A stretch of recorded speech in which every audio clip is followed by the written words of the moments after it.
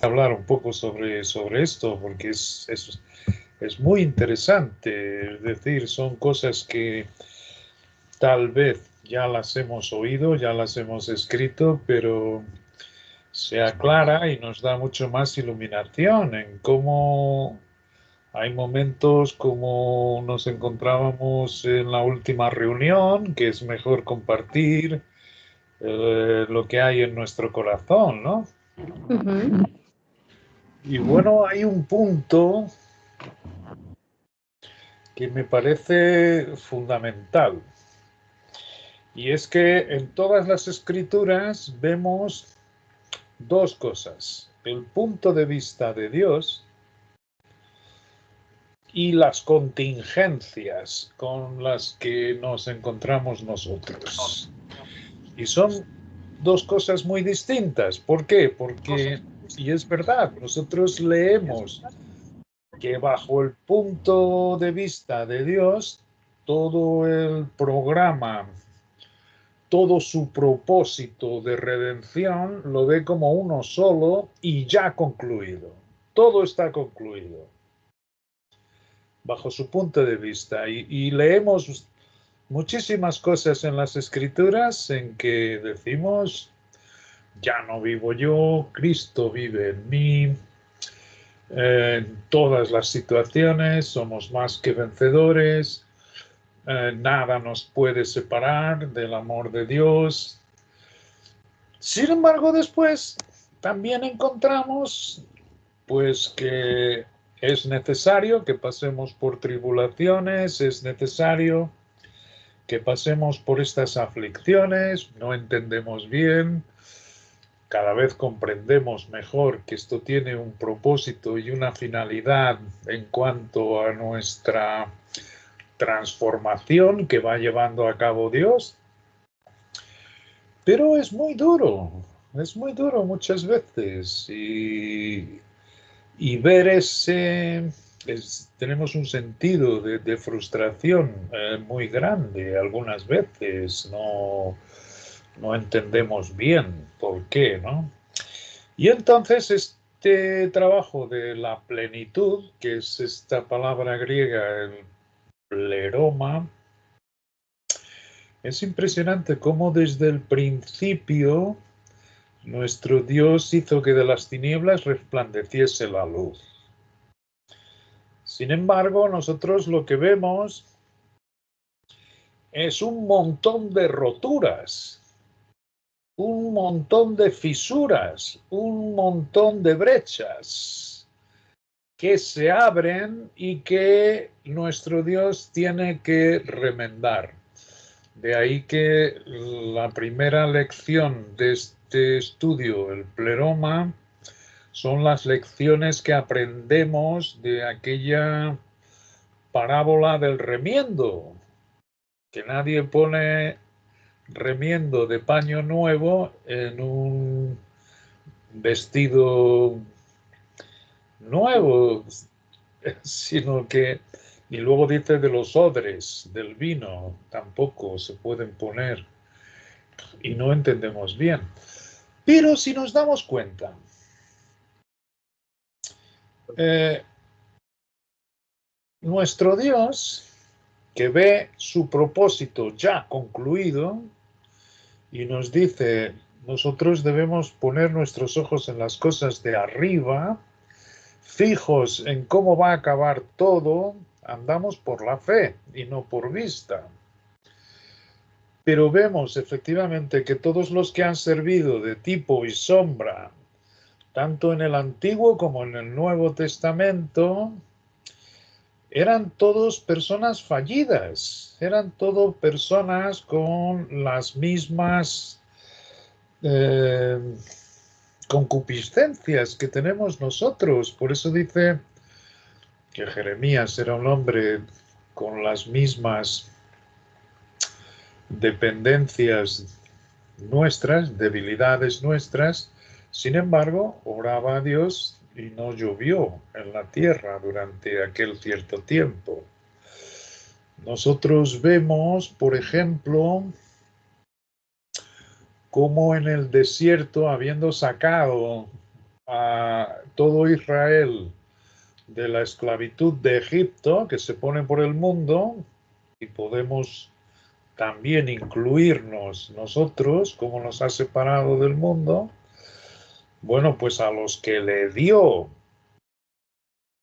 su propósito cuando tomasen la tierra prometida, de 21 años para arriba, sus cuerpos cayeron en el desierto y solo entró la nueva generación. Nosotros vemos con Josué, eso todo son roturas, eso son fisuras que hace con que el propósito de Dios, que ya lo ve concluido, se hagan como un vacío que necesiten ser rellenados. Y esto es lo que demora tantísimo tiempo para nosotros, porque para Dios 1000 años son como un día. Nosotros vemos en el libro de Josué que toda aquella generación se puso realmente bajo el mando de Josué para tomar la tierra conforme Dios quería. Ellos tenían que presentarse y nuestro Dios ciertamente, habiendo escuchado sus enemigos que estaban todos en aquel territorio, lo que había hecho en el Mar Rojo, cómo los había ido cuidando en el desierto y cómo derrotaron a los reyes que estaban en este lado del Jordán, pegado al desierto por donde Dios los había llevado, todo esto hizo con que cundiese el pánico entre los enemigos que se encontraban en el territorio. Pero ellos tenían que avanzar.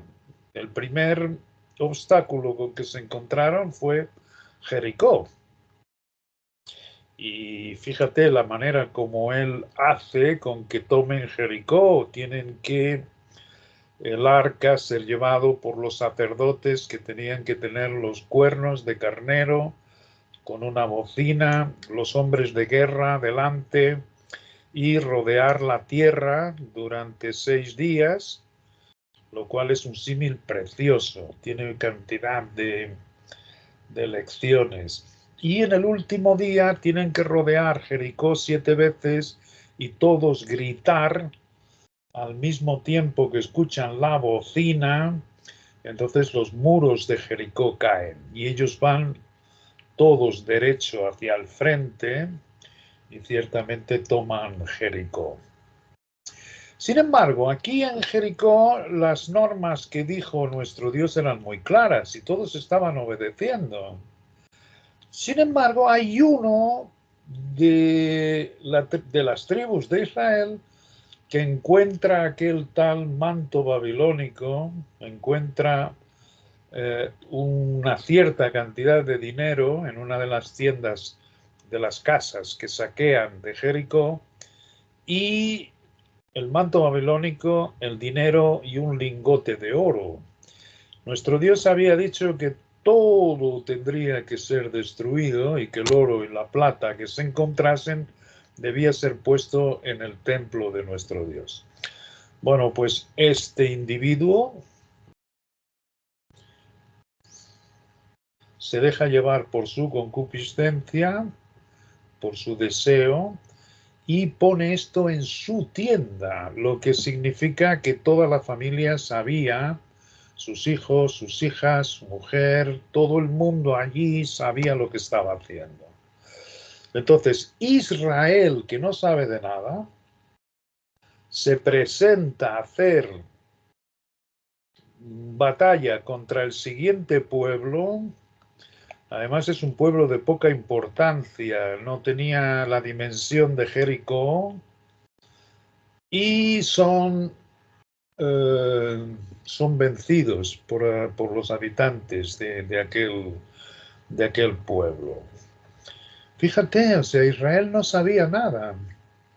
Sin embargo, debido al anatema que cometió este individuo, todo Israel sufre las consecuencias y solo entonces es que Josué, que dice en la palabra que estuvo postrado en el arca hasta el final de la tarde, queriendo saber qué es lo que ocurría. ¿Por qué? Porque todo esto se iría a correr en los oídos de sus enemigos en el territorio. Y si habían sido así destruidos, tomarían ánimo para que la tomada del territorio prometido no se realizase. Bueno, se hace aquella indagación, se descubre quién es el individuo y todo el pueblo apedrea a esta gente. O sea, estos son los tales intervalos en que nosotros vemos que nuestro Dios, que es todo, en la creación que no tiene moral, es decir, en las estrellas, en el sol, en las cosas de la naturaleza que no tienen moral, ahí nuestro Dios es todo, en todo. Sin embargo, tenemos que tener en cuenta las criaturas morales que tienen la capacidad de desobedecer o de obedecer. Y esto forma estas tales roturas, estas tales brechas, que hace con que nuestro Dios tenga que ir remendando. Los remiendos de Dios son maravillosos. Esa palabra remiendo, en el original hay un estudio en este pleroma y es precioso. No me gusta la palabra remiendo porque nosotros lo asemejamos a algo pobre, algo roto y que nunca queda bien pero no, cuando nuestro Dios remienda lo deja todo muchísimo mejor, ¿no? Y estos remiendos nuestro Dios los lleva continuamente y hace con que entendamos que son estas roturas que aparecen en nosotros mismos, estas quiebras, estas brechas que no las entendemos muchas veces, no las comprendemos, porque en nosotros no se cumple lo que Dios nos dice, y es por eso, porque Él ve el final desde el principio y lo da todo como hecho. Sin embargo, en esta reconciliación de las cosas morales en las que pertenecemos nosotros, ahí nuestro Dios está trabajando con seres que tienen esa capacidad de obedecer o desobedecer. De ahí la importancia. Fijaros bien qué cosa tan impresionante cuando esto en el tiempo de Josué todo funcionaba maravillosamente y se dio ese problema. Y nosotros vemos lo mismo que ocurrió en el libro de Hechos. Es decir, este hombre pagó con su vida, fue apedreado por todo Israel. Escuchamos cosas durísimas como que su mujer, sus hijos, sus hijas, todo pereció debido al acto del anatema y nos quedamos pensando, igual que en el libro de Hechos, cómo la situación era igual de maravillosa que en el tiempo de Josué. Las personas estaban adhiriendo a las escrituras y a lo que habían escrito los profetas para que Israel se arrepintiese, y aparecen Ananías y Zafira. Y Ananías y Zafira ciertamente tuvieron el mismo fin que tuvo este que prevaricó con el anatema, que es impresionante porque después vemos el manto babilónico, ya lo hemos tratado en alguna otra reunión, el dinero, efectivamente, el lingote de oro y todo bajo la tienda, en la tienda donde toda su familia sabía lo que estaba haciendo y pudiendo haber entregado todo esto como Dios había dicho para el templo de Dios, no, él codiciándolo aquello, pero vemos que aquello sirvió para que todo el pueblo, igual que en la época, el tiempo de los hechos, tuviesen muchísimo respeto hacia las cosas de nuestro Dios. Y ahora sabemos que este hombre que cometió esa prevaricación era de Israel y va a ser salvo. pero efectivamente no consiguió entrar en la tierra prometida. Del mismo modo, Ananías y Zafira también son salvos, pero ciertamente les cayó el fuego del cielo y en el fuego del cielo perdieron su recompensa de entrar en la primera resurrección. Asimismo, de manera que todas estas cosas nos van llevando al punto que Dios quiere. Y es que ciertamente tengamos con nuestro Padre esa actitud de seriedad, en el sentido de sinceridad, cuando andamos con Él y ciertamente no siempre vamos a comprender todas las cosas que nos ocurren, pero hay algo que sobresale y es que sabemos que nuestro Dios es santo, justo y bueno, y que aunque nosotros tengamos falta de luz en muchas ocasiones, Él las tiene. Y que una gran parte de nuestra vida va a ser aguardar. Va a ser aguardar mientras estemos en este cuerpo de muerte con el tal poder de resurrección. Es decir, sabiendo soportar las aflicciones sin importarnos, como dice Bullinger, si no las tuviéramos habría un problema, y sabiendo que es exactamente igual que cuando un vestido está viejo, que lo podemos poner como el viejo hombre nuestro, Dios le ha puesto un remiendo que Él coloca en una profesión al tiempo de nuestro Señor Jesucristo que era el lavador.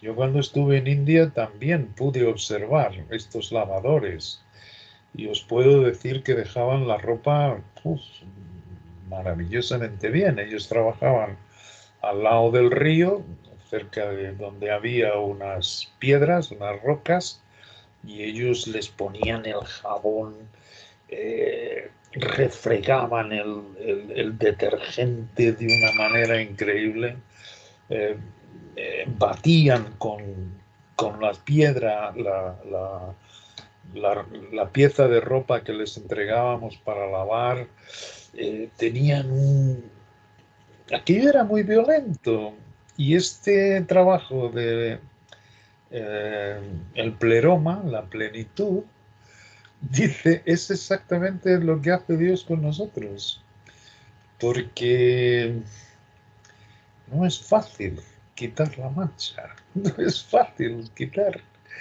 Y ciertamente esa disciplina en el saber que este es el proceso y que Dios lo pone como el lavador. De ahí que diga que cuando vieron la gloria de Jesucristo, sus vestidos eran brillantes de blanco, como ningún blanqueador en la tierra lo puede hacer. Y esto es maravilloso porque es exactamente la obra que lleva en nosotros. Y esa obra es penosa muchas veces. Hay de hecho una frase en este estudio que estoy llevando y es que esta obra de redención, sin duda ninguna, es de mucho padecimiento, es de mucha aflicción.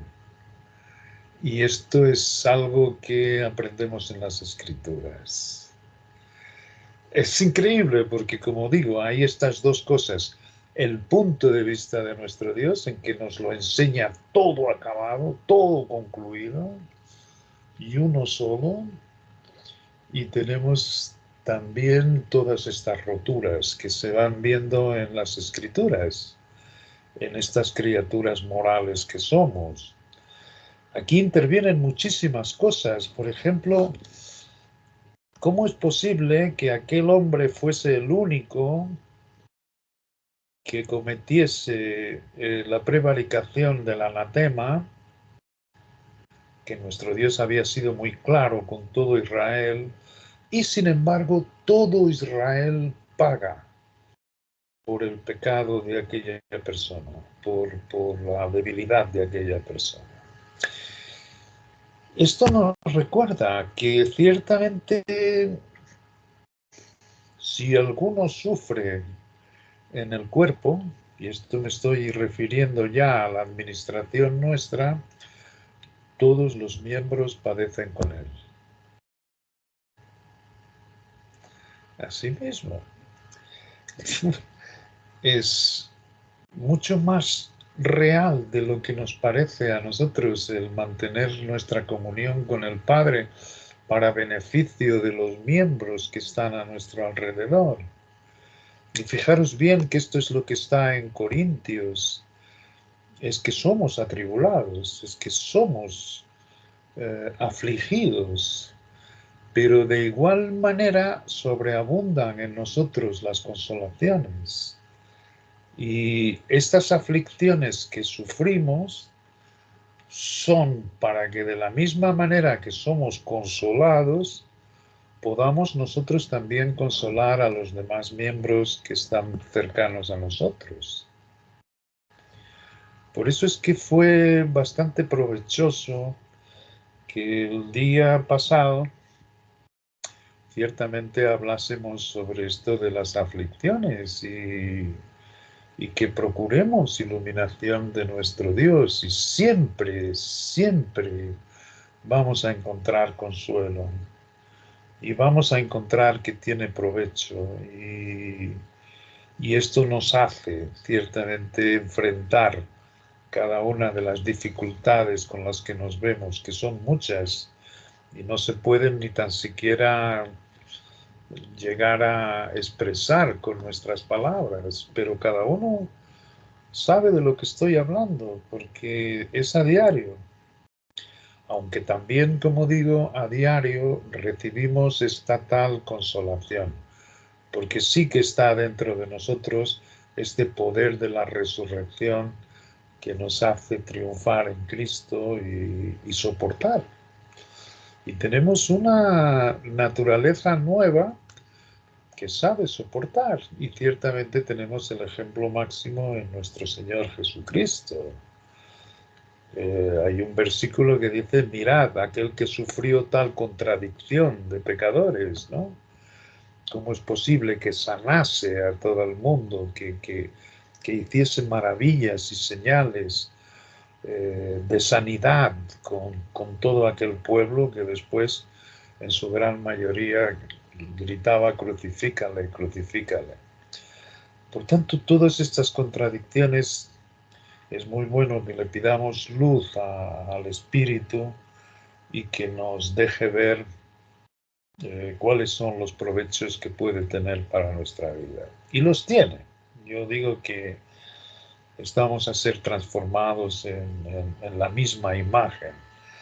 Pero ciertamente hasta que veamos en concreción lo que nuestro Dios ya ve como terminado y concluido, y esto es lo que vemos en la palabra, también tenemos que tener en cuenta que somos falibles, como Abraham, como Josué, como no solo estos que prevaricaban de esta manera, sino el propio Josué lo vemos ciertamente como no consultó con Dios cuando se presentaron los gabaonitas, que se hicieron pasar por embajadores que venían de tierra muy lejana y habían oído hablar de Jehová y querían que hiciesen pacto con ellos. Y Josué, en vez de consultar con nuestro Dios, lo que hizo fue darle más crédito a lo que astutamente, dice la palabra, como la serpiente,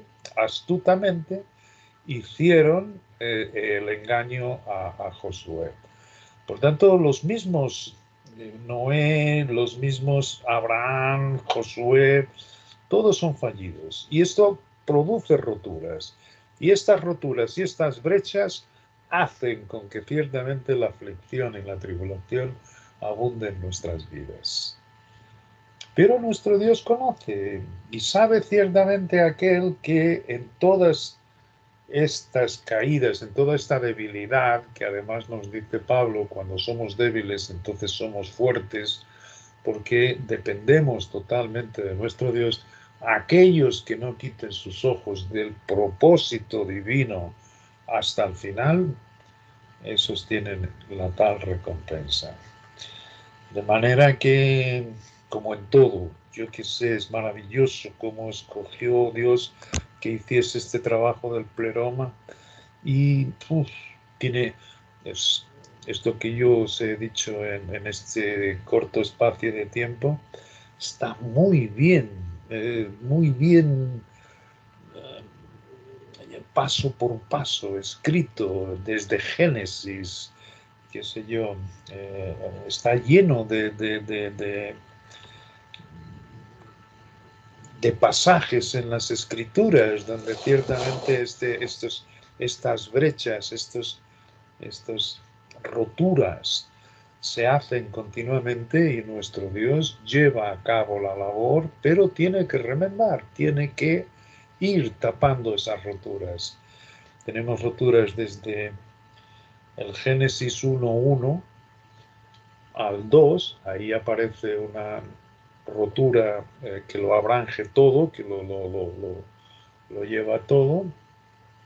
Dios entonces vuelve a hacer los cielos y la tierra, no son los primeros de Génesis 1, es cuando prepara todo para la venida de Adán, ciertamente como Adán hace otra rotura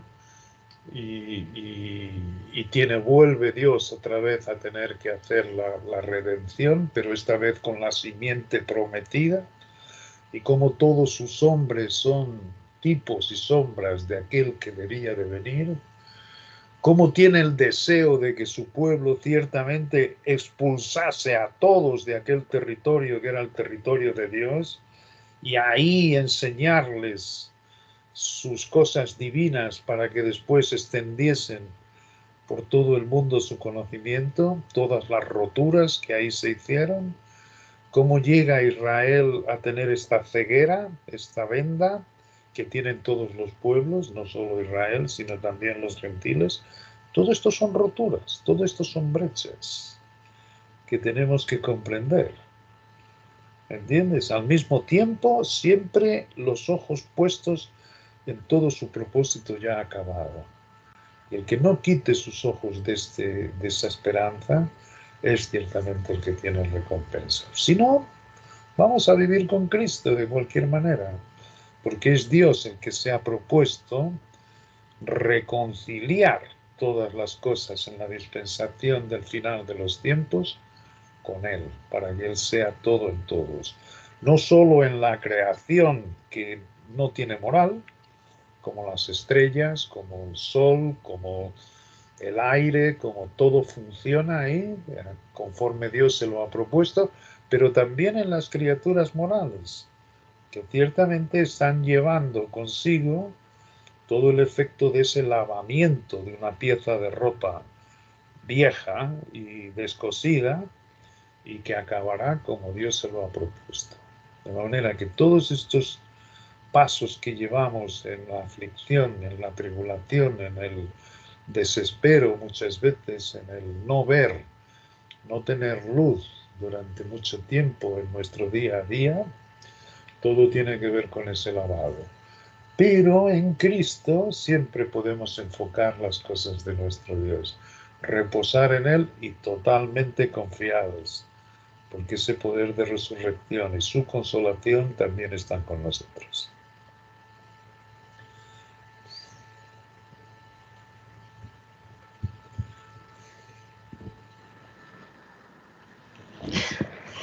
Qué bien, Juan. Entonces, ¿arrancamos? ¿Ya? Creo que al final de la clase de hoy seguramente va a haber otro complemento más de lo que Juan está hablando. Entonces me encanta porque es como empalmando todo lo que Dios nos ha estado mostrando por estos días. Entonces voy a dar comienzo. Gracias, Juan. Gracias. Muy bien, voy a compartirles pantalla. ¿Me escuchan bien? Ok.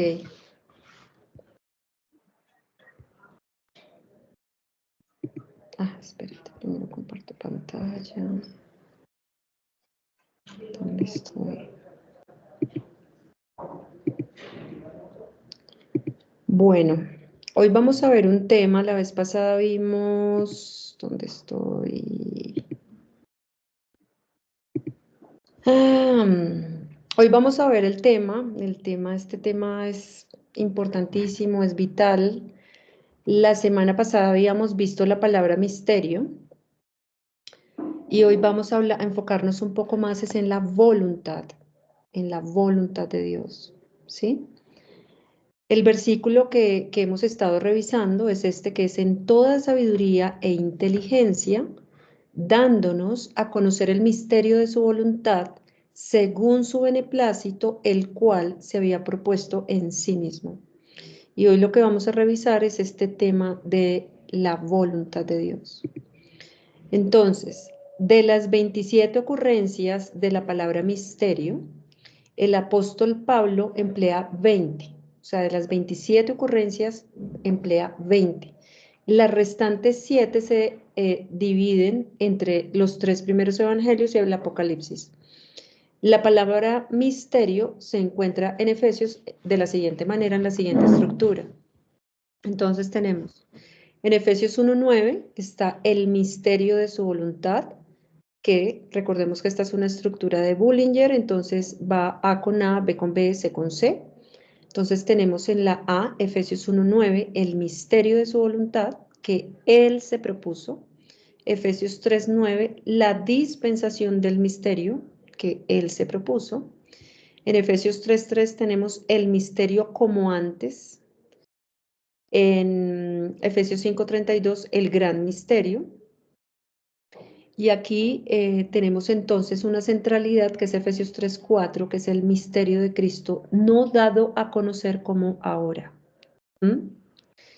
Esto es maravilloso.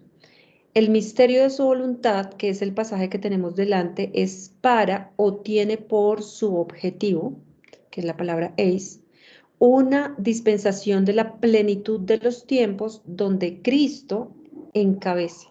Y este encabece es la palabra griega anakepalaumai, ¿sí? Que encabece ¿qué? Todas las cosas.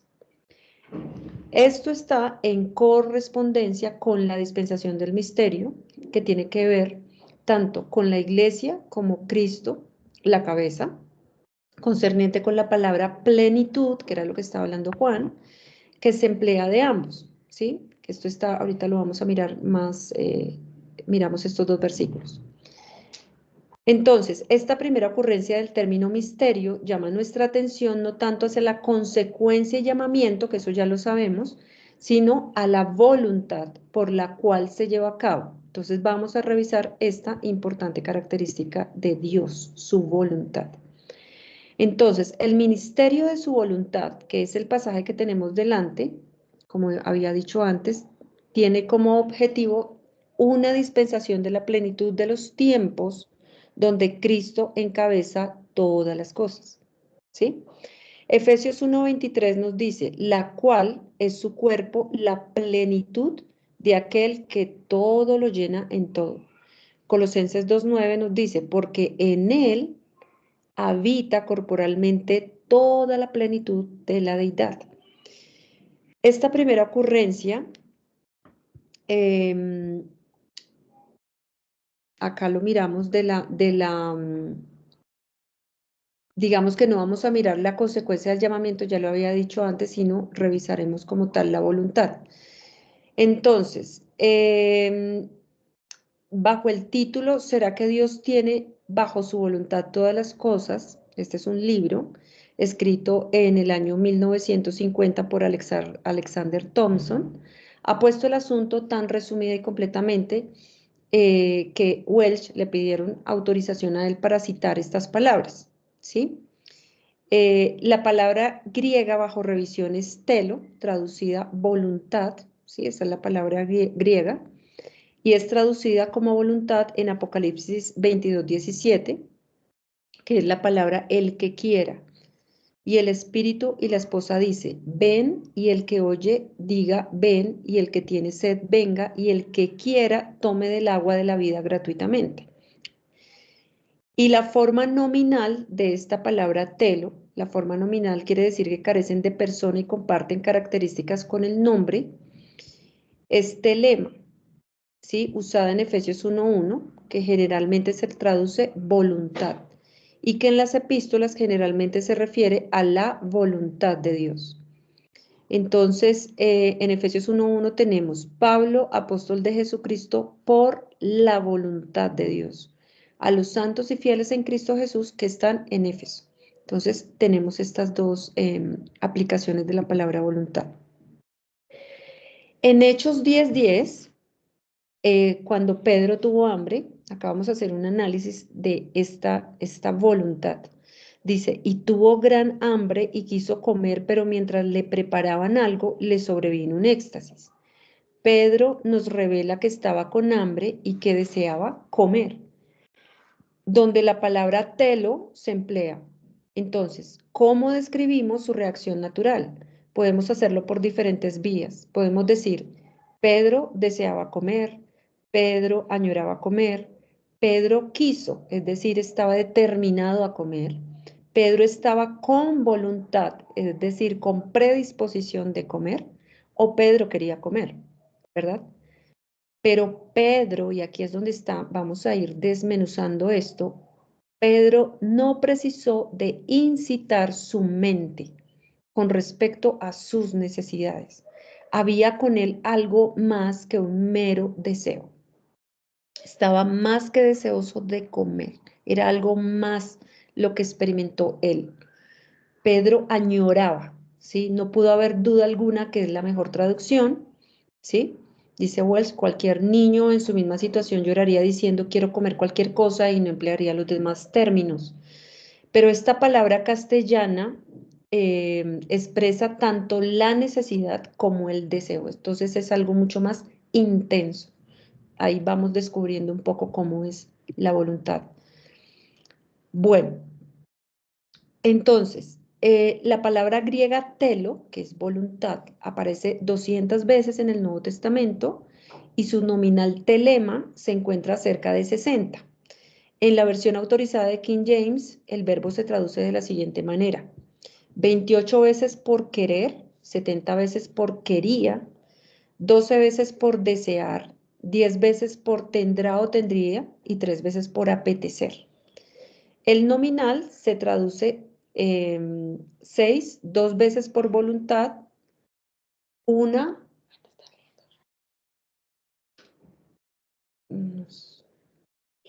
no se está bien, una por deseo y una por placer. Otras versiones traducen el verbo ocasionalmente por añorar, desear, escoger y mismo determinar. En la versión concordante siempre se traduce por voluntad, pero el verbo unas 120 veces se traduce querer y en 96 casos por hacer la voluntad. Entonces, ¿cómo podemos definir la voluntad? Dice, la definición que se da es formar una decisión, selección o propósito. Y aquí tenemos que tener mucho cuidado, porque nosotros bien sabemos que no somos nosotros quienes formamos, es decir, quien produce en nosotros esa voluntad, en el Espíritu ya sabemos que es Cristo en nosotros, ¿sí? Que es el que forma decisión, selección y propósito, es el Espíritu. Y aquí tenemos que dividir esa parte muy bien. Si bien el modelo sea voluntad, la traducción idiomática no deja de ser sino querer.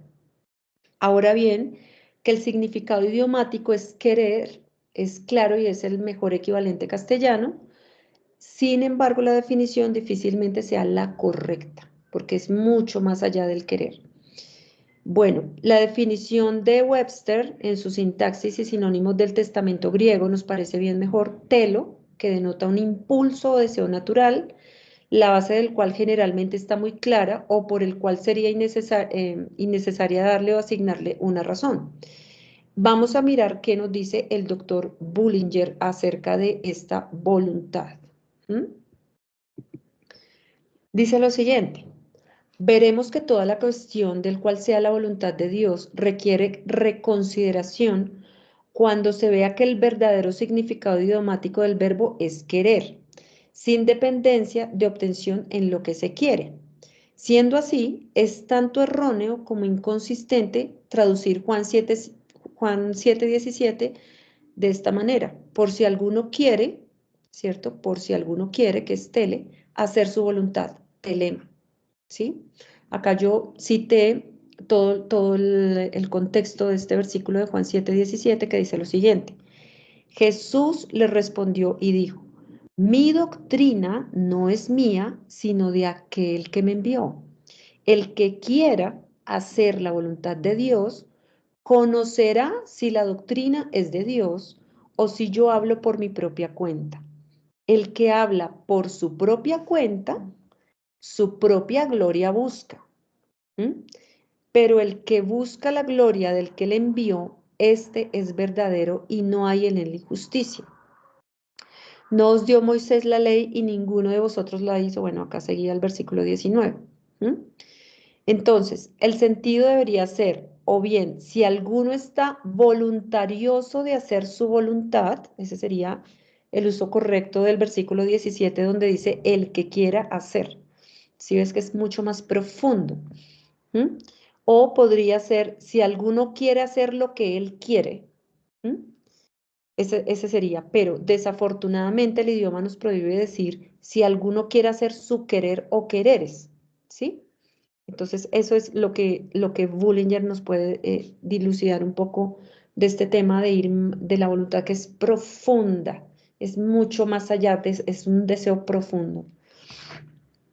Y acá él propone otra serie de cuestiones y dice, por ejemplo, ¿puedes tú querer salvar tu alma? Entonces, en Mateo 16:25 dice, porque todo el que quiera salvar su vida la perderá, y todo el que quiera su vida por causa de mí la hallará. Hace otro cuestionamiento: ¿puedes tú querer entrar a la vida? Mateo 19:17. Él le dijo, porque me llamas bueno, ninguno hay bueno sino uno, Dios. Mas si quieres entrar en la vida, guarda los mandamientos. Bueno, ya voy a terminar de leer acá esto para poder mirar bien qué es lo que está pasando con estos versículos. ¿Puedes querer ser perfecto? Mateo 19:21 dice, Jesús le dijo, si quieres ser perfecto, anda, vende lo que tienes y dalo a los pobres y tendrás tesoro en el cielo, y ven y sígueme. ¿Obtuvo la mujer cananita su extraordinaria requisición a través de la voluntad o deseo del poder?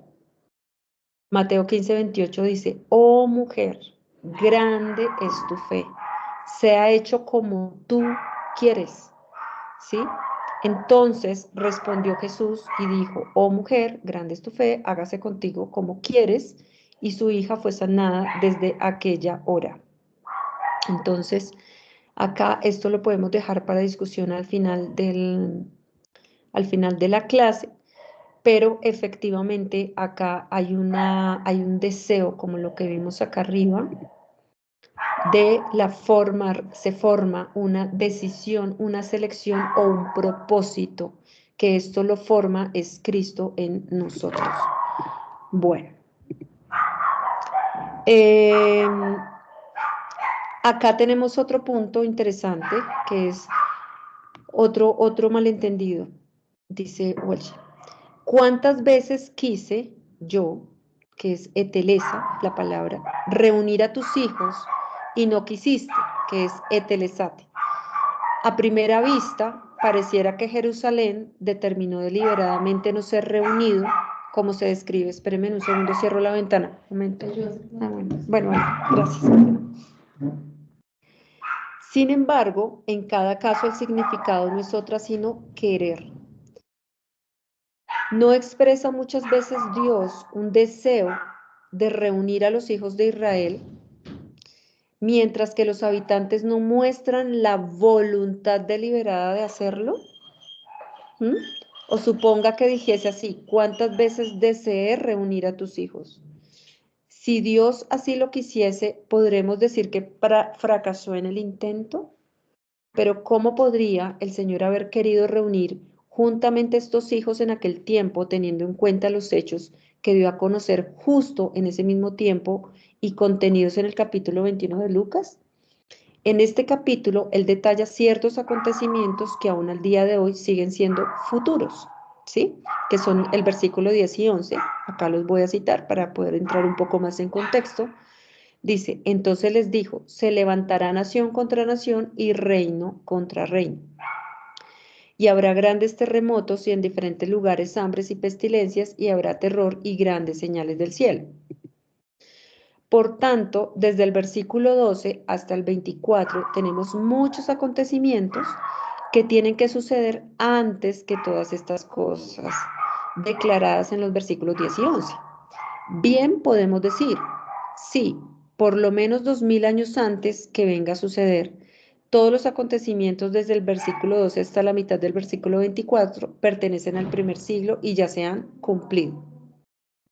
Entonces, en el versículo 24, a la mitad tenemos el periodo entre la destrucción de la ciudad y el presente, y Jerusalén será una ciudad hollada, que es la palabra upo, será hollada por los gentiles hasta que se cumpla el tiempo de los gentiles. Hay cosas acá que se han cumplido y otras no se han cumplido.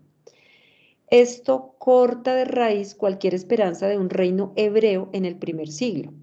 No podemos ubicar los acontecimientos de los versículos 12 a 24, en parte alguna, sino en el primer siglo, y estos acontecimientos fueron inminentes y estaban pendientes inevitablemente sobre la nación durante todo el periodo de los Hechos de los Apóstoles.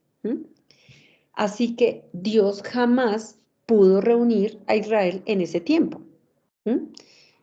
Pero el tiempo se acerca cuando venga a cumplir aquello que siempre quiso. E Israel ha de estar tanto voluntarioso como deseoso de ser sus verdaderos hijos para que puedan de ese modo hacer parte de la vida duradera.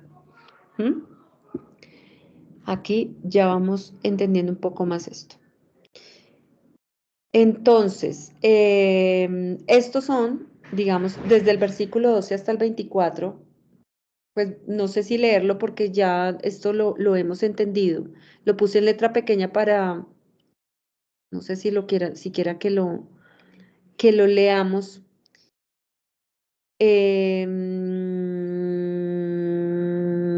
Dice, pero antes de todas estas cosas, os echaré mano y os perseguirán y os entregarán a las sinagogas y a las cárceles y seréis llevados ante reyes y ante gobernadores por causa de mi nombre.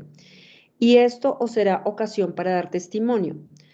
Proponed en vuestros corazones no pensar antes como habéis de responder en vuestras defensas, porque yo os daré palabra y sabiduría, la cual no podrán resistir ni contradecir todo lo que se pongan. Mas seréis entregados aún por vuestros padres y hermanos y parientes y amigos, y matarán a algunos de vosotros, y seréis aborrecidos de todo por causa de mi nombre. Pero ni un cabello de vuestra cabeza perecerá. Con vuestra paciencia ganaréis vuestras almas.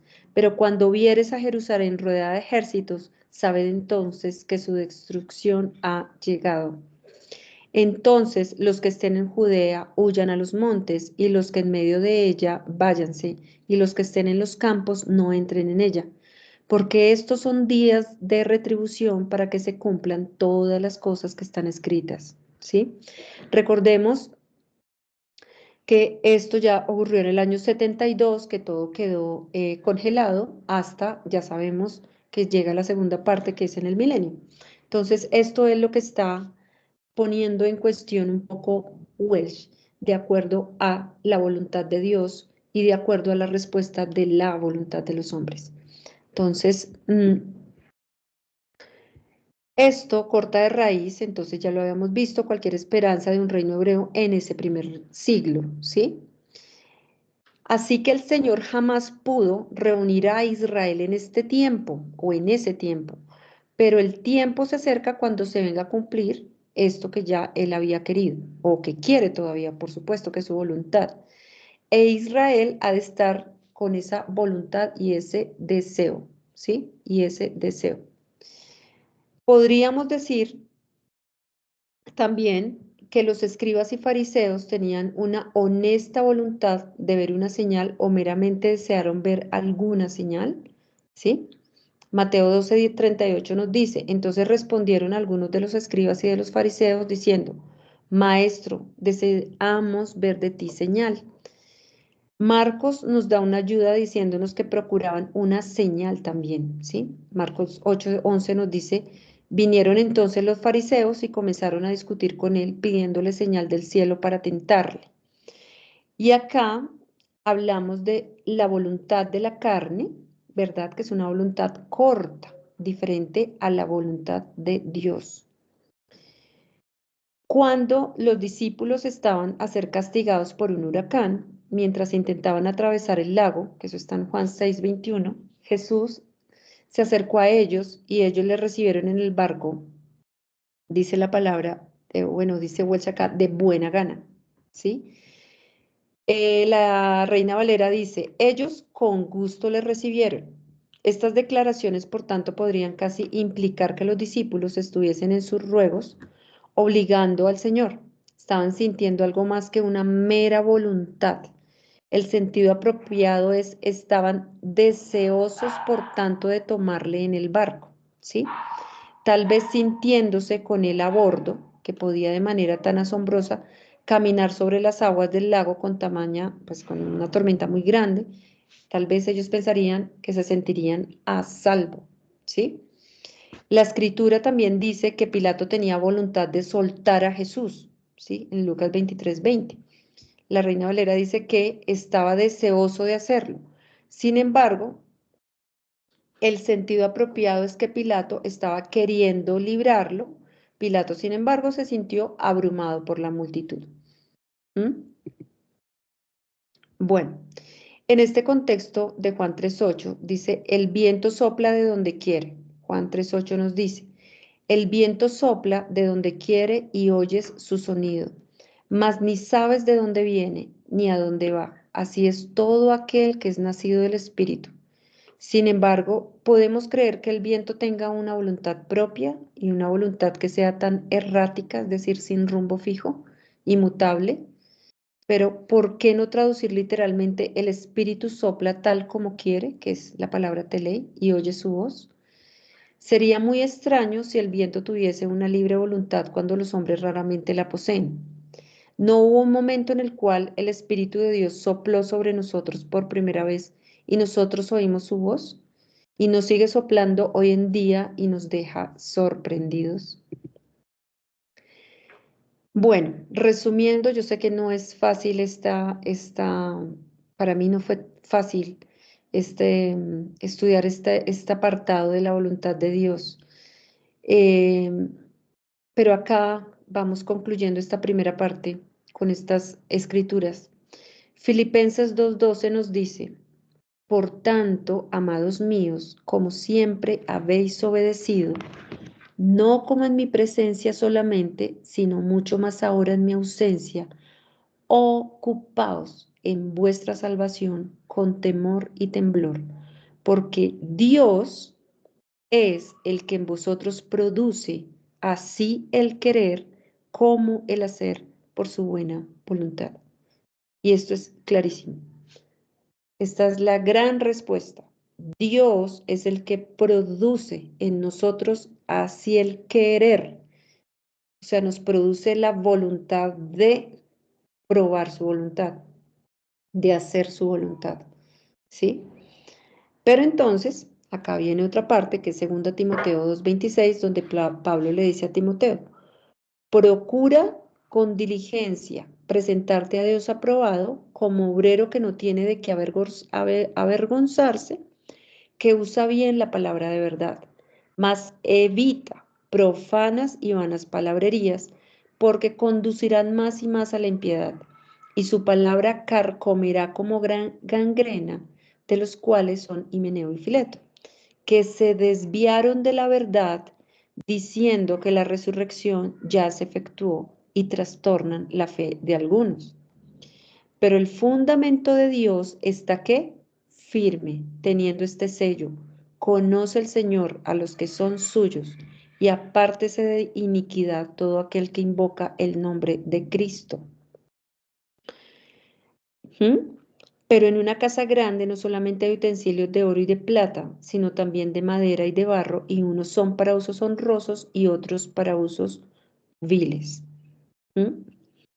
Entonces, nosotros como hijos de Dios, teniendo a Cristo dentro de nosotros, a medida que nosotros vamos probando esta savia bendita que es de la Escritura, asimismo Dios es el que va produciendo en nosotros la voluntad en el Espíritu de Cristo para poder hacer la voluntad de Dios. Entonces, acá, bueno, lo vamos a ver ahorita más adelante, pero lo que Wells refuta es que no todo es la voluntad de Dios.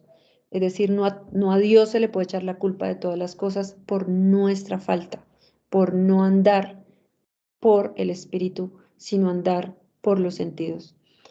Y eso es lo que ha pasado durante todos los tiempos, ¿sí? Acá voy a seguir leyendo acá segunda de Timoteo. Dice, así que si alguno se limpia de estas cosas, será instrumento para honra, santificado, útil al Señor y dispuesto para toda buena obra. Huye también de las pasiones juveniles y sigue la justicia, la fe, el amor, la paz, con los que de corazón limpio invocan al Señor. Pero desecha las cuestiones necias e insensatas, sabiendo que engendran contiendas. ¿Mm? Porque el siervo del Señor no debe ser contencioso, sino amable para con todos, apto para enseñar, sufrido, que con mansedumbre corrija a los que se oponen, por si quizá Dios les concede que se arrepientan para conocer la verdad y escapen del lazo del diablo en que están cautivos a voluntad de él. Y acá tenemos otro uso de esta palabra voluntad. Y la traducción de este versículo debería ser que han sido tomados cautivos por él, esto es, por el diablo. Los versículos 25 y 26 deberían ser de la siguiente manera. Por si quizás Dios le conceda arrepentimiento que conduce al pleno conocimiento de la verdad, vuelvan al buen sentido, escapando del lazo del diablo que los tiene cautivos para hacer la voluntad de aquel. Entonces, acá nosotros tenemos o hacemos la voluntad de Dios, que se produce a través del Espíritu de Cristo en nosotros, o hacemos la voluntad de la carne. Ahora nos aproximamos a la forma nominal de telema, voluntad, tan frecuentemente empleada hablando de Dios, apareciendo por encima de 60 veces en el Nuevo Testamento. Por extraño que parezca, al igual que la palabra hebrea olam, cuando se emplea hablando de Dios, siempre se traducía por una palabra expresiva de eternidad. Sin embargo, cuando se utilizaba hablando del ser humano, se traducía por un término expresando una muy corta duración, que era lo que hablábamos ahorita, de una voluntad humana que es de corta duración. Así que este nombre sea casi invariablemente traducido por voluntad. Nadie, por tanto, tendría la temeridad de sugerir que el verdadero significado sea meramente aquello que a Dios le apetece. Nosotros hemos sido instruidos a considerar la voluntad de Dios como un decreto fijo, firme y final. Algunas veces inevitable e inflexible, ineludible e ineluctable. Y hay algunos que nos dirán que todo cuanto nos ocurre es la voluntad de Dios, aun mismo las cosas que Dios no quiere. Examinemos pues su doctrina una vez que el asunto es de suma importancia. Si tan siquiera hay una sola cosa en el mundo que Dios no quiera, entonces no se requiere mucha prueba para afirmar que no todas las cosas son de Dios. Y por tanto debe haber otras tantas que sean iguales. Mateo nos dice en el 18:14, en un lenguaje muy sencillo, que no es la voluntad de Dios, es decir, algo que Él quiere decir de vuestro Padre que está en los cielos, que se pierda uno de estos pequeños. Eso está escrito, ¿verdad? Entonces, cuando nosotros leemos esto en la escritura, deberíamos deducir, o debemos deducir, sin embargo, que ninguno de los hijos se haya perdido jamás. Lo que Dios declara es que Él no quiere que esto suceda. Él no quiere que esto suceda. ¿O quiere Él, o se ha propuesto que esto no ocurra nunca?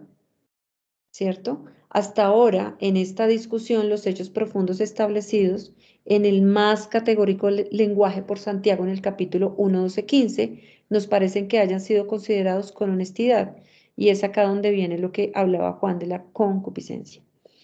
Entonces, dice Santiago 1, 12, 15, bienaventurado el varón que soporta la tentación, porque cuando haya resistido la prueba, recibirá la corona de vida que Dios ha prometido a los que le aman.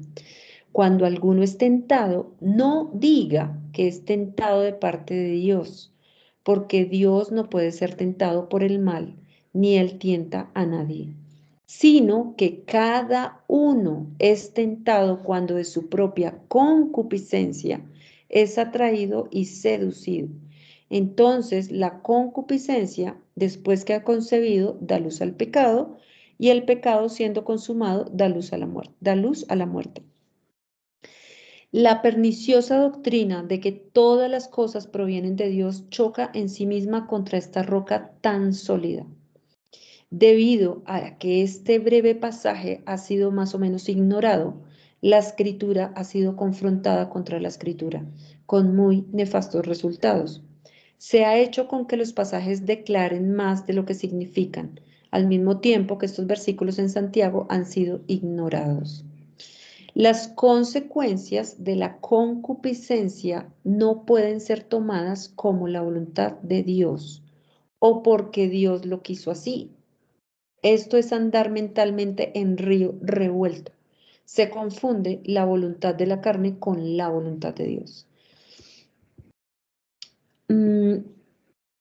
Aquí tenemos en cuestión, si todo es de acuerdo a la voluntad de Dios, entonces, ¿por qué sería necesario que probásemos cuál sea dicha voluntad? Pablo nos dice en Romanos 12:2, no os conforméis a este siglo, sino transformaos por medio de la renovación de vuestro entendimiento para que comprobéis cuál sea la voluntad de Dios, agradable y perfecta. Para no conformarnos a este siglo, sino que seamos transformados por medio de la renovación de la mente, para que podamos ¿qué? Experimentar, que es la palabra dokimasein, experimentar cuál sea la voluntad de Dios, la cual es buena, agradable, que es eureston, y perfecta. La obvia implicación es que hay algunas cosas que no son la voluntad de Dios, algunas cosas que Él no quiere. ¿Por qué no declara Pablo aquí que Dios quiere o desea además todo aquello que sea malo, desagradable e imperfecto? Aquí la RB al margen dice, la voluntad de Dios, la cosa que sea buena y aceptable y perfecta. La traducción de John dice que es la voluntad de Dios lo bueno y aceptable y perfecto. Las siguientes versiones traducidas todas de maneras similares, y él acá coloca todos los autores que hablan, que traducen similarmente este versículo. Bueno, acá yo lo puse literal como está en el libro de Welsh, que me pareció muy importante respetar esta parte, donde él dice, varios amigos míos han procurado acusarme por no creer aquellos versículos que parecen declarar que todas las cosas provienen de Dios.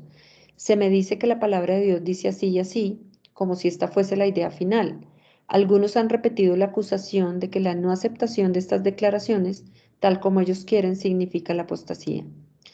Observe las palabras que hemos ya citado en este extracto. Hasta ahora nadie ha tenido la osadía, al parecer, de sugerir que el verdadero significado sea meramente lo que Dios desea. Hemos sido instruidos a considerar la voluntad de Dios como un decreto fijo, firme y final, como algo inevitable, ineludible e ineluctable.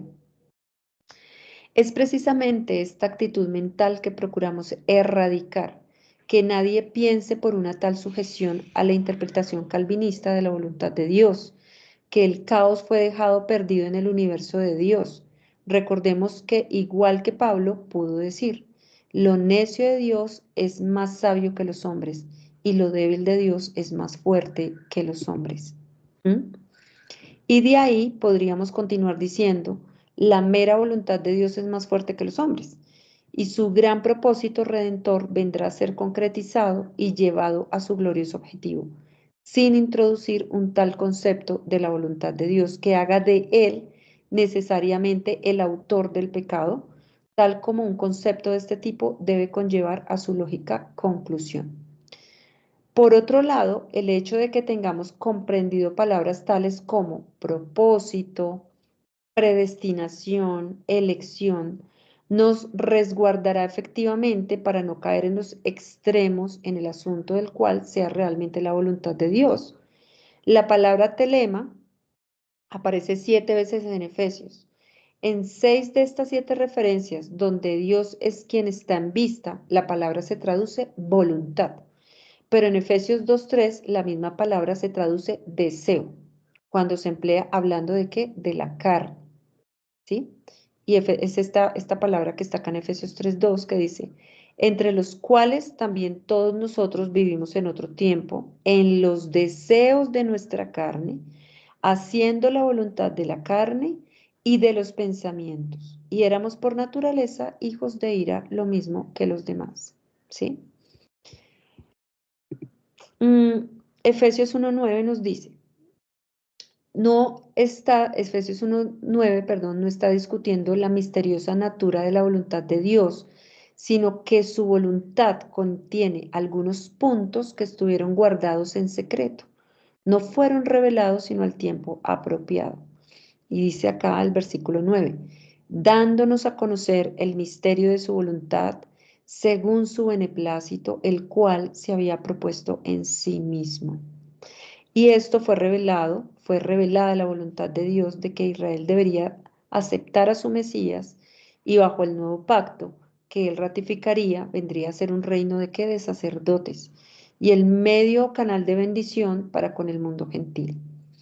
Nada puede ser hallado en las Escrituras, aparte de las epístolas de Pablo o el último capítulo de los Hechos, que nos diga lo que Dios haría si Israel, el medio escogido, fracasase, o si él tenía otro plan en mano en caso de una tal emergencia. Satanás, el archienemigo de la verdad, debió pensar que habiendo prevenido el arrepentimiento de Israel, con eso había frustrado efectivamente el propósito divino. Aquí es donde la sabiduría de Dios se vuelve tan evidente. Entonces, fíjense cómo nosotros, pucha, o sea, este estudio hace que nosotros le tengamos un respeto muy grande a lo que es realmente la voluntad de Dios y no confundirla con la voluntad de la carne. Aquí, miren esto, aquí es donde la sabiduría de Dios se vuelve evidente. Él había mantenido propositivamente como un secreto guardado en sí mismo lo que había planeado y lo que haría si Israel fracasaba en ese momento, ¿eh? Entonces,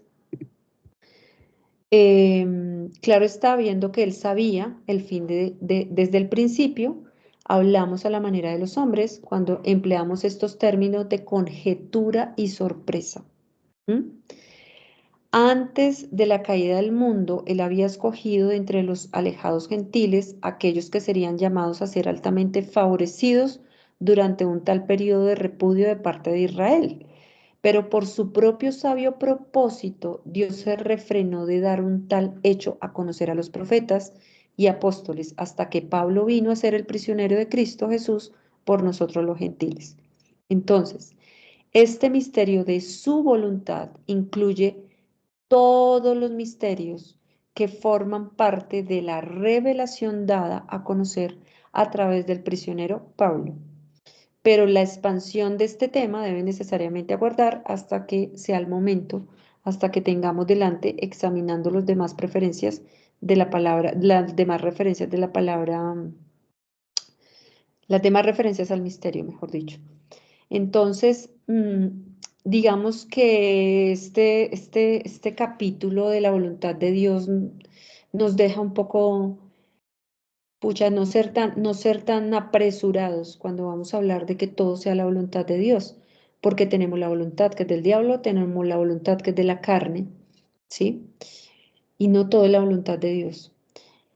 Es decir, no hay que confundir, no hay que, y bueno, nosotros creería que nosotros, este grupo, segurísimamente lo tenemos mucho más claro, pero no tenemos que confundir lo que, como cuando decimos a veces, haz que fue la voluntad de Dios, fue la voluntad de Dios la que no quiso, o por la voluntad de Dios. No, acá esto nos enseña que hay que tener un poco más de respeto ante esto de la voluntad de Dios, porque es un misterio en sí, es profunda, es profunda. Y con respecto de nosotros hacia Dios, con respecto a cuál es mi voluntad, con respecto a Dios, es, ya lo sabemos, a través del Espíritu de Cristo que mora en mí. Ese es el que produce en mí el querer como el hacer para yo comprobar cuál sea la voluntad de Dios, buena, agradable y perfecta. Que es aquí donde la misma escritura nos da un parámetro, que la voluntad de Dios es buena, agradable y perfecta. ¿Sí? En todo su plan de redención. Pero por supuesto que este estudio va a todas las malinterpretaciones de la voluntad en otros contextos, y por eso Welch acá fue tan tajante en decir que no todo es la voluntad de Dios, no todo se puede confundir como si fuera la voluntad de Dios. Bueno, entonces hasta acá va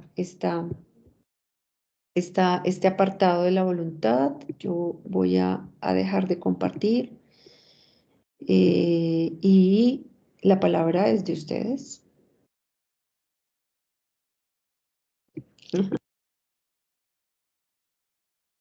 Juan.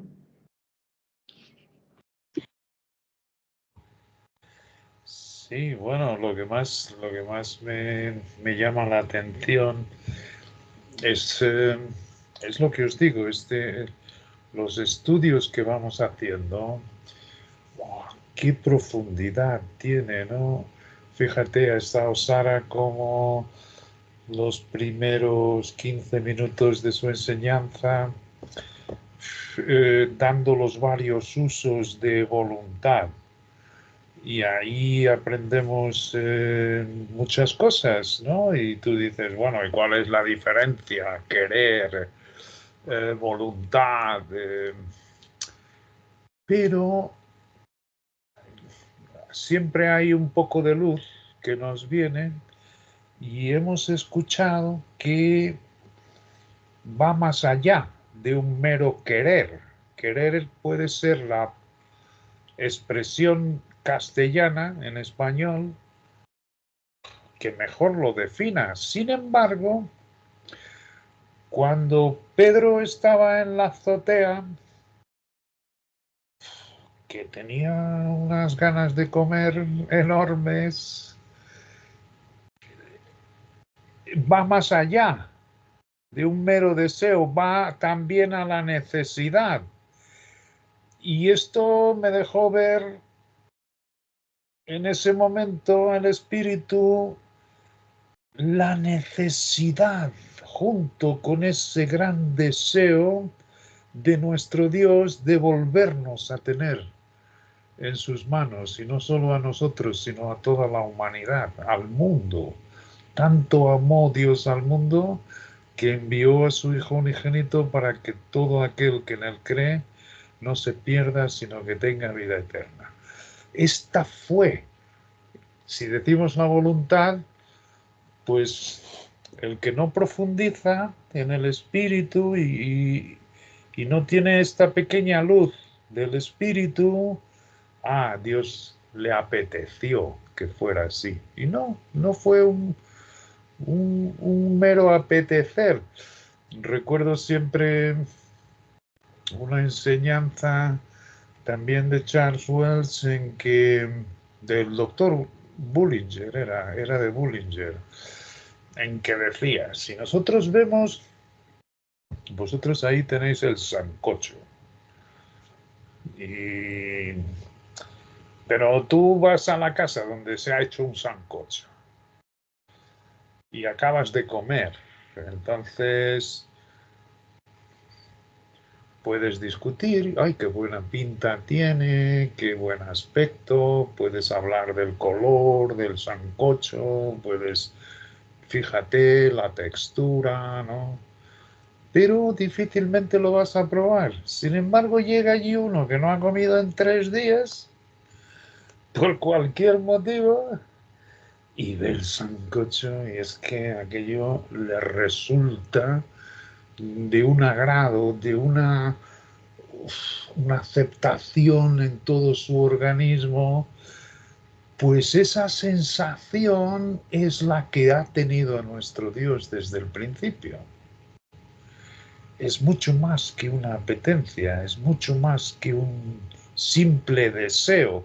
De ahí que se haga la diferencia entre esa palabra cuando hace parte de los hombres y qué es lo que proviene de nuestro Dios.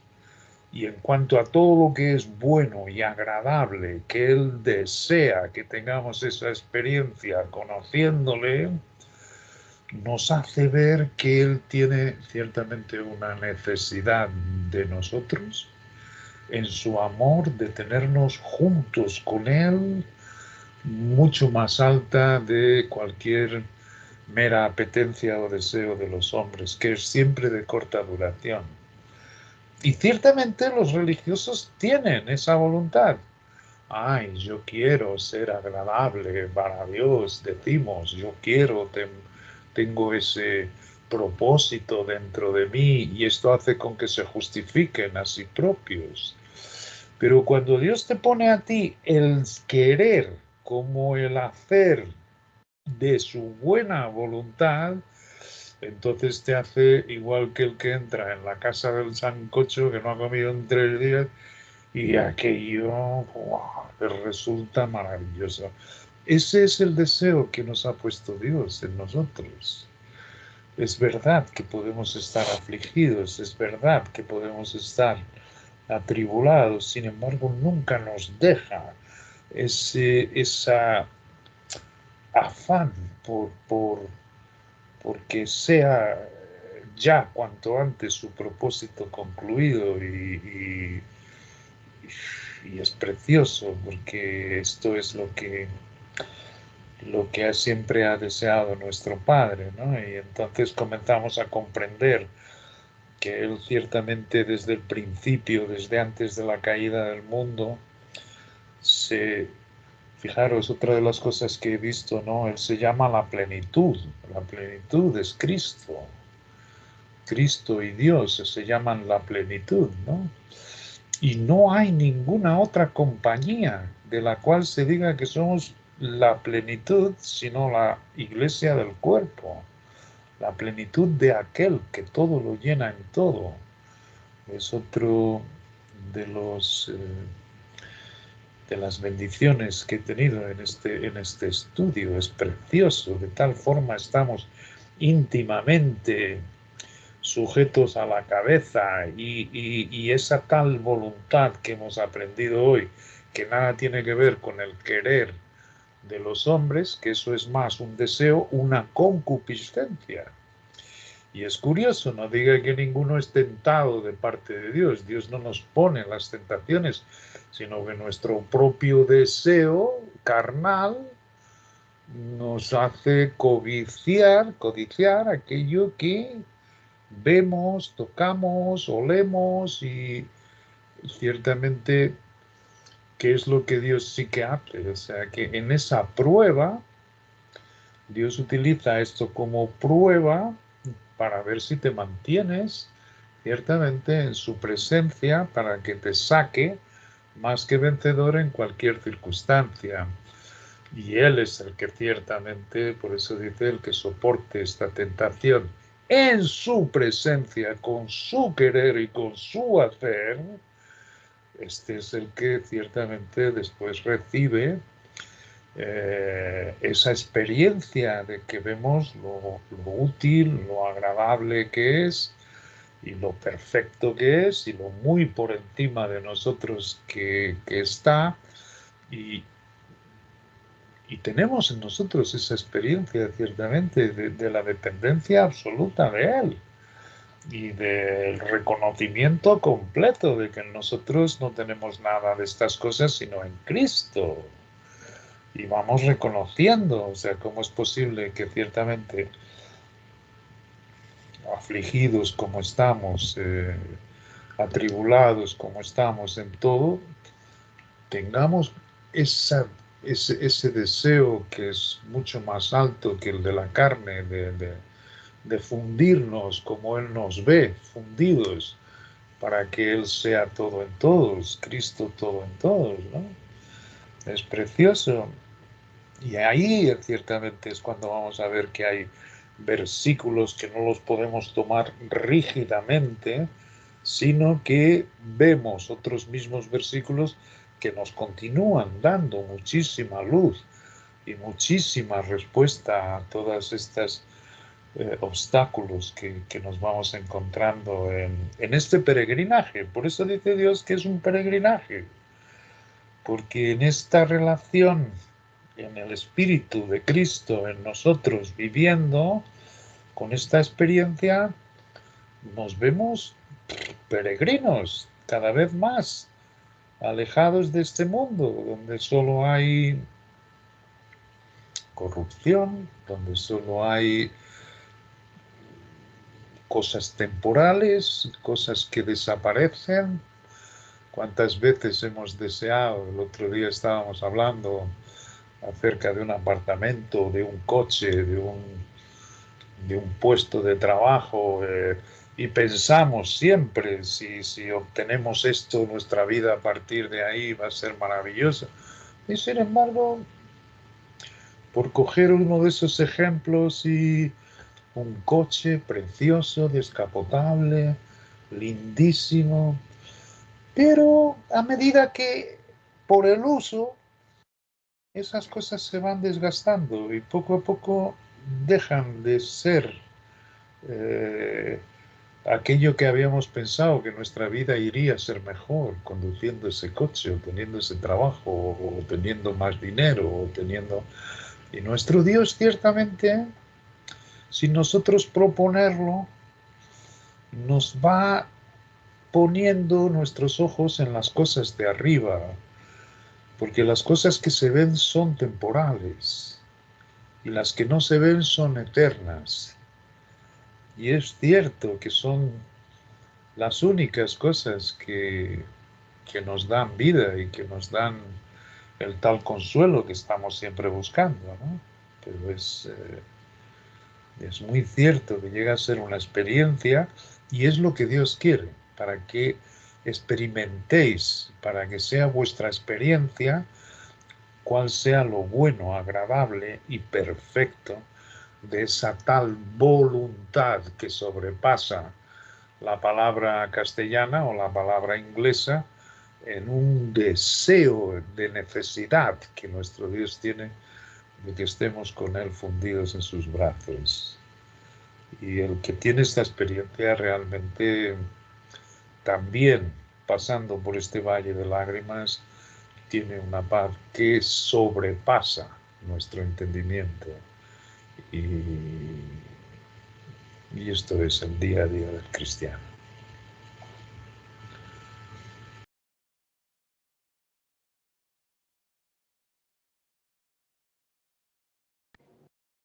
Amparito, ¿tienes algo que aportar? ¿Alguien más, Lilianita? No, señora Sarita. Bueno, entonces voy a hacer una oración. Gracias, Juan. Voy a orar. Bueno, Padre, Te damos gracias, Dios, por permitirnos una noche más estar reunidos alrededor de tu escritura. Gracias, Padre, porque a través del Espíritu de Cristo que tenemos podemos discernir cada cosa que tú nos enseñas, así sean grandes o pequeñas. El Espíritu de cada uno es el que va haciendo clic en cada cosa que tú quieres mostrarnos a cada uno, Padre. Gracias, amado Dios, porque tenemos esta savia bendita que es tu palabra para nosotros nutrir nuestro ser, para poder seguir adelante con nuestras vidas. Gracias por bendecirnos, por darnos la salud, por darnos tu norte, Padre. Gracias por esa vida eterna que nosotros ya tenemos, por ayudarnos a discernir y a tomar las mejores decisiones, porque tu palabra la podamos llevar a cabo día a día, Señor, en nuestras vidas, sabiendo lo que nosotros ya ganamos, lo que ya tenemos en Cristo, Padre. Gracias por estos hombres que estudiaron tu escritura, que dedicaron toda la vida a ti para nosotros poder aprender de todo lo que dejaron a la luz de tu palabra y que podamos entender mucho más esto de tu voluntad, Padre, que no la tomemos tan a la ligera, ese término tan importante, tan santo, tan profundo, sino que le tengamos todo el respeto y que tú nos sigas enseñando acerca de cuál es tu voluntad y cómo debemos hacer tu voluntad, Padre, que ya sabemos que es a través de el Espíritu de Cristo, sabemos que tú eres el que produces en nosotros así el querer como el hacer, para nosotros poder entender tus asuntos. Sabemos que es lo espiritual con lo espiritual, lo terrenal con lo terrenal, que nada se revuelve de estas cosas, Padre. Así que te pedimos por esta semana, porque nos sigas enseñando cosas para la vida. También para que tengamos una semana tranquila, de reposo, de mucho descanso mental, que estemos sosegados y tranquilos en tu espíritu. Gracias, Dios, en el poderoso nombre de Cristo. Amén. Gracias, Juan. Amén, Sarita, gracias. Muchas Gracias, Juan. gracias. Gracias a todos. Gracias a todos. Una gran semana. Vale, feliz noche. Gracias, Sarita. Chao, chao. Muchas gracias, feliz Chao. noche.